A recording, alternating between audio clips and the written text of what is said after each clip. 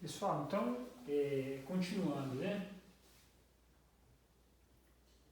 Aqui nós temos o nariz, a boca, né, o palato, então o palato duro, que é o osso, e aqui eu tenho o palato mole. Aqui, a úvula.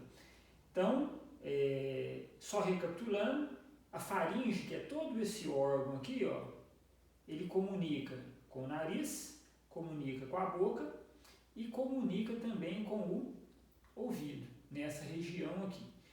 Quando a faringe deixa de existir, aqui termina a faringe. Vão começar dois outros tubos. A laringe, que é esse aqui só passa ar. Então não vamos falar disso agora. Lembrando que a epiglote, que é essa tampinha aqui, ela fecha essa abertura aqui, ó, toda vez que a gente vai engolir. E aqui o outro órgão, né, na sequência é o órgão do sistema circulatório, que é o esôfago. Então o alimento ele entra nesse canal aqui. Então, a gente tinha comentado, né, a deglutição, ela é dividida em três fases. Eu tenho a fase voluntária. O que é essa fase voluntária? Depois que eu mastiguei o alimento, que eu amassei ele com a língua, com os dentes, misturei ele com a saliva, com a língua eu empurro esse alimento para trás, jogando ele para a faringe. Por que é chamado de fase voluntária? Porque se você quiser ficar mastigando um chiclete 2 horas, por exemplo, você pode mastigar. Nós não podemos, é bom, é ruim, não vamos discutir isso agora. Mas se você quiser ficar mastigando o alimento durante o tempo que você quiser, você mastiga. Hora que você quer engolir, com a língua você empurra esse alimento para trás. Tá? Então é uma fase que a gente chama de fase voluntária por isso. Por quê? Porque depende do nosso controle. A segunda fase é a fase faríngea. O que é isso aí? Quando o alimento ele entra dentro da faringe, automaticamente a úvula vai tampar, né, o palato mole tampa a comunicação com o nariz e a epiglote tampa a entrada da laringe. Então o alimento não pode nem ir para o nariz e também não pode ir para o pulmão. Beleza? Foi o que eu expliquei nos slides anteriores aí. E a terceira fase da deglutição é a fase esofágica. Então, quando o alimento entra dentro do esôfago, ele começa, né, o esôfago começa a realizar movimentos que a gente chama de movimentos peristálticos. Então, são movimentos de contração. Imagine que o alimento seja essa bolinha amarela aqui, ó. Quando eu espremo esse tubo, né, quando eu aperto esse tubo, o que vai acontecer com essa bolinha aqui? Ela vai descer. E o esôfago faz justamente isso. Então ele começa a apertar o alimento lá para empurrar ele mais rápido em direção ao estômago. Então a deglutição ela vai ocorrer tanto na faringe quanto no esôfago, que é a descida então desse alimento. Então, só para exemplificar, movimentos peristálticos são movimentos em forma de onda, repetitivos, que vão acontecer em vários órgãos do nosso corpo. No esôfago acontece movimento peristáltico? Sim, é ele que empurra o alimento para o estômago. No intestino existe movimento peristáltico? Sim, é ele que empurra o bolo fecal para a gente eliminar as fezes, né? E em outras partes do corpo. Contração cólica menstrual não deixa de ser um movimento peristáltico. Então são movimentos de contração, a sensação, né, que a mulher sente de aperto, né, de dor na região abdominal em virtude das cólicas menstruais, é a parede do útero forçando, contraindo ali para tentar eliminar aquela camada que foi construída para receber o feto. Como não teve gestação, não teve fecundação, o próprio útero encarrega de contrair para expelir essa camada aí.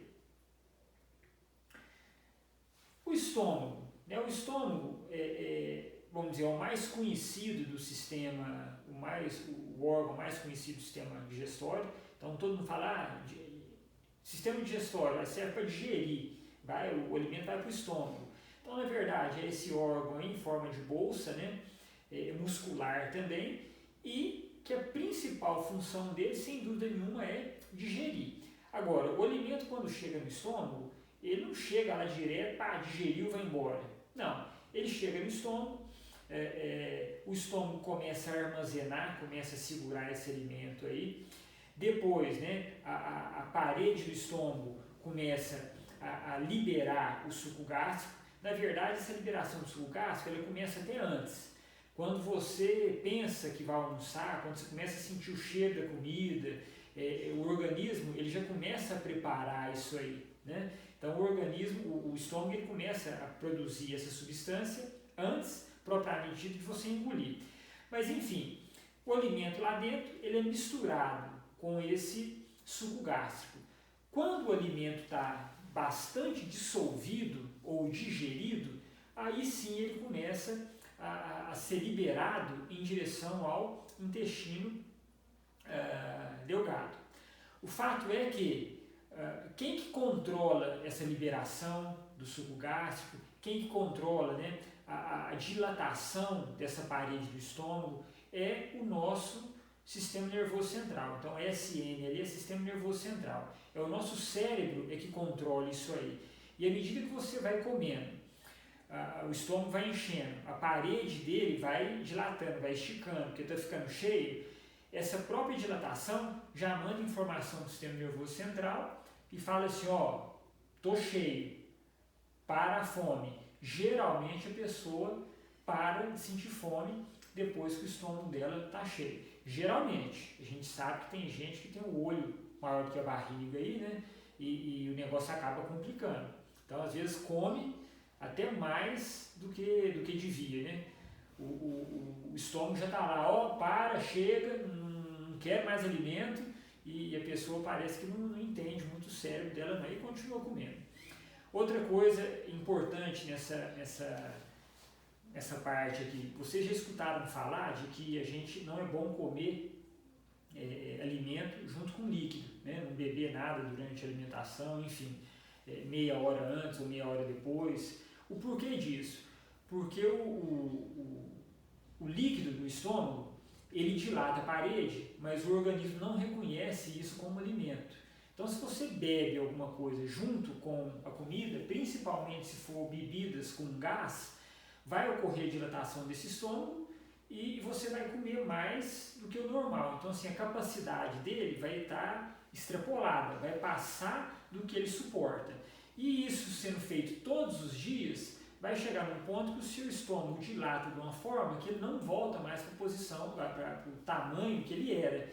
Então é aquela pessoa que tem uma dilatação no abdômen, né, é barriguda, mas não é gorda, né, então tem um índice de massa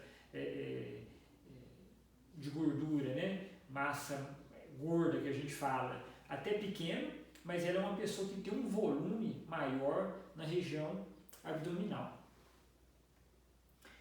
O suco gástrico, né, na verdade, é uma mistura de ácido clorídrico, que é a substância que vai ativar uma enzima, que é a enzima responsável pela digestão, que é o pepsinogênio. Então, o pepsinogênio é que vai digerir principalmente proteína.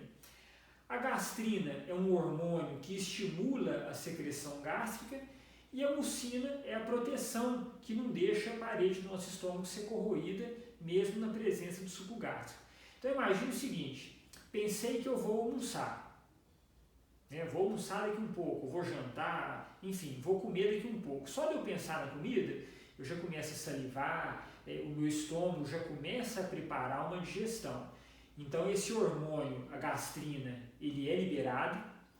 Quando a quantidade de gastrina sobe no organismo, o que acontece? Eu começo a produzir mais ácido clorídrico. E esse ácido clorídrico é que vai ser responsável por essa enzima aqui digerir os alimentos que eu jogo para dentro, que eu vou engolir. Ok? Então existe uma sincronia entre essas coisas aí. O hormônio começa a aumentar quando eu penso em comer, eu sinto o cheiro de comida e eu começo a produzir essas substâncias aqui, ó, que vão ser responsáveis propriamente pela digestão. Mucina está ali para proteger, é o verniz que vai proteger a parede do nosso estômago para não ser corroída. Veja bem, comentamos anteriormente do chiclete, por que não é bom comer chiclete, principalmente a pessoa que tem gastrite? A pessoa que tem gastrite, ela já está com inflamação na parede, né? A gastrite é uma inflamação na parede, uma irritação, né? Na parede do estômago. Quando você está mastigando o chiclete, você aperta os dentes, e isso acontece também em pessoa ansiosa que tem o hábito de apertar o dente, quando você começa a apertar o dente mastigando o chiclete, o que o seu organismo pensa? Se eu estou mastigando, vai chegar alimento. E aí o que acontece? A gastrina começa a aumentar, produz mais ácido clorídrico, mais pepsinogênio e nada, fica só nisso, não chega alimento. Então está aumentando a produção de suco gástrico no estômago, mas não chega nada. Por que mastigar o chiclete para uma pessoa que tem gastrite, ou mesmo para quem não tem gastrite, né? Por que isso faz mal? Porque na verdade você engana o seu estômago. Você está avisando para ele que vai chegar alimento e não chega nada. Produzindo ácido clorídrico nele vazio, pode causar ou piorar essa inflamação que a pessoa já tem. Quimo é a mistura formada pelo suco gástrico e o bolo alimentar. Tem essa história de falar, vou deitar depois do almoço para fazer o quilo. Na verdade, você vai fazer o quimo.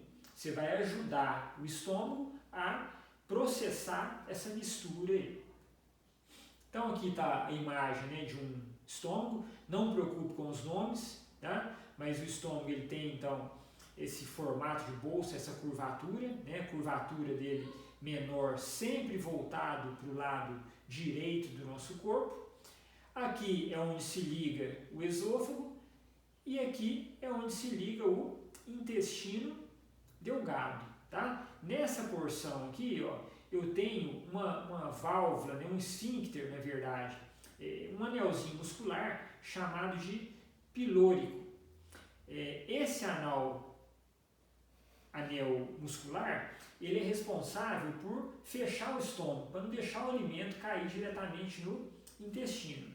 E aqui eu também tenho um esfíncter, uma válvula chamada de cárdia, que ela não permite que a substância que está no estômago volte, né? Então, é um dos principais fatores que impede o que a gente chama de refluxo. Então, quando você come e dorme, por que o alimento não volta para a boca? Porque a gente tem essa válvula aqui, ó, esse esfíncter aqui, ok? Chamado, né, de zona osteocárdico ou válvula esfíncter cárdico. E aqui o esfíncter pilórico. Do intestino delgado, o que é importante a gente saber? Ele é um órgão extremamente longo, então de intestino delgado nós temos aproximadamente aí 6,5 metros, isso vai variar de pessoa para pessoa, e ele vai desempenhar a função de absorção de nutrientes, um pedacinho dele também a função de digestão. Vou só voltar aqui para vocês entenderem. Nós falamos, né, o estômago está aqui, aqui se liga o intestino delgado, é o começo do intestino delgado, certo? Chamado de duodeno. Nessa parte aqui é onde vai ser secretado o suco pancreático. Esse suco pancreático, juntamente com a bile que foi produzida pelo fígado e armazenada pela vesícula, vai ter função de digestão ainda, principalmente digestão de gordura. Então, o comecinho do intestino delgado ainda desempenha a função de digestão. Agora, o restante dele vai absorver nutrientes. O que eu tiver que tirar de nutrientes do meu alimento vai ser retirado aí dentro do intestino delgado. Então, o intestino delgado nosso é dividido em duodeno, que é a primeira partezinha dele, jejuno e íleo, que é o meio e a porção final onde vão ser absorvidos aí os nutrientes. Então, o duodeno é essa primeira curvinha aqui, lembrando, nessa região aqui está o estômago, saindo do estômago já entra o duodeno. O duodeno, ele apresenta uma posição muito característica, que a gente fala que ele está abraçando o pâncreas. Isso aqui é o pâncreas, ó. Ok? Então, o duodeno está sempre com uma curvatura para o lado esquerdo do corpo, né, um formato de U deitado para o lado esquerdo, abraçando o pâncreas aqui. E a outra porção, que é essa aqui, é o jejum e o ilho. Né? Nós não vamos dividir aqui, por questão até de tempo e tudo, mas essa outra porção aqui que a gente chama de jejum e o ilho é onde vai ser absorvido os nutrientes. Né? Vulgarmente o pessoal chama isso de tripa. Né? Na verdade, tripa é um nome até estranho, né? Então a gente vai chamar de jejum e ilho. Tudo isso, né, duodeno, jejum e ilho, é o que a gente chama de intestino delgado. O grosso, que é o próximo assunto nosso aqui, é esse aqui, ó.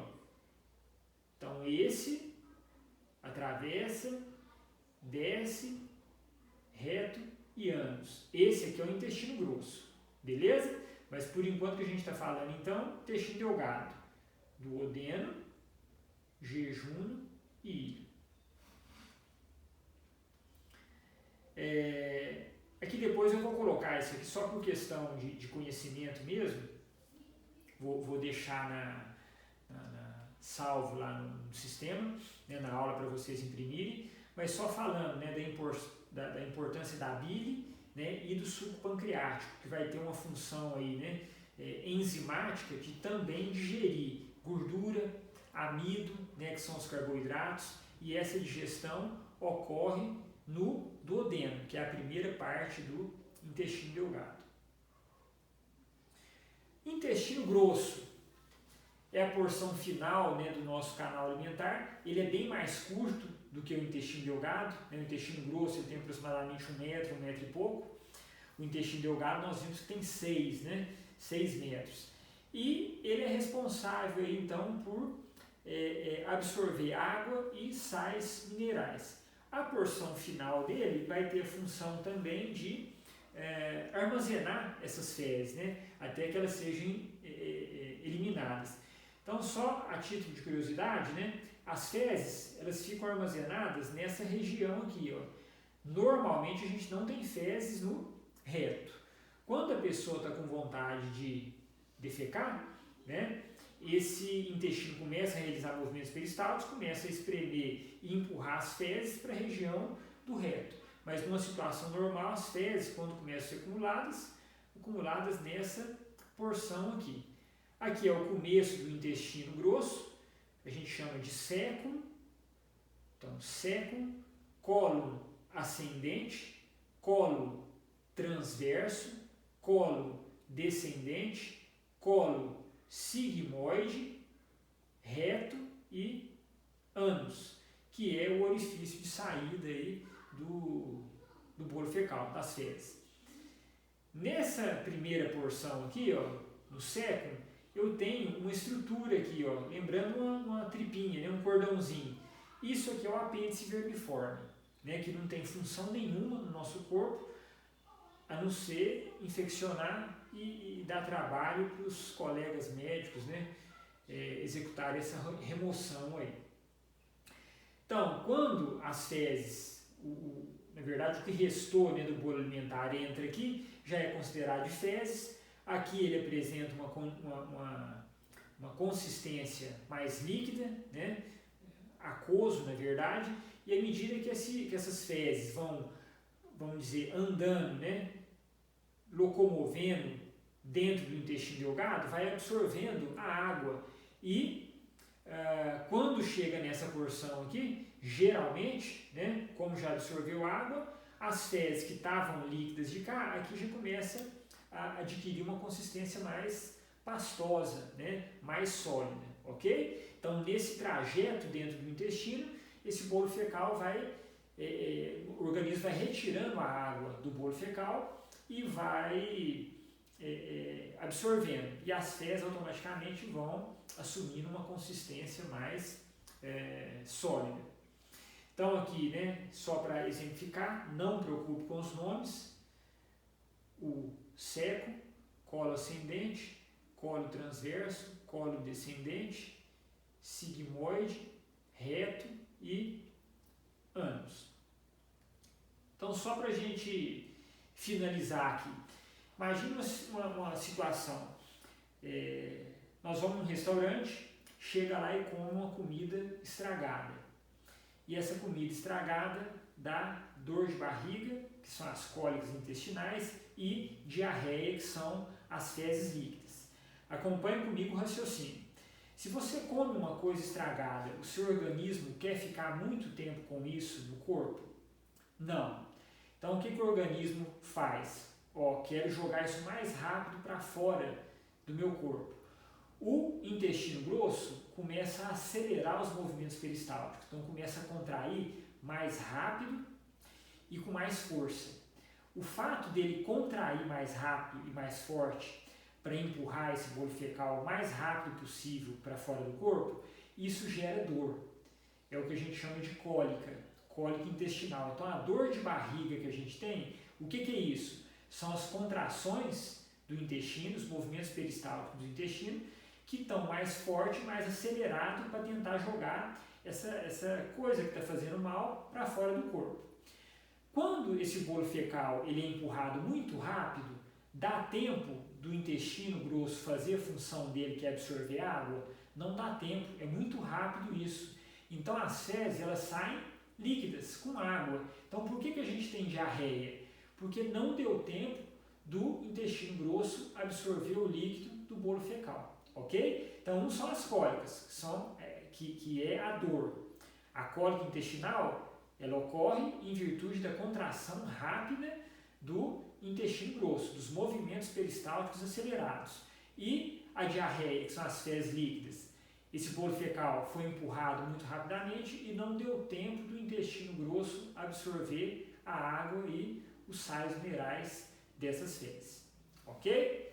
Um grande abraço a todos e até a próxima.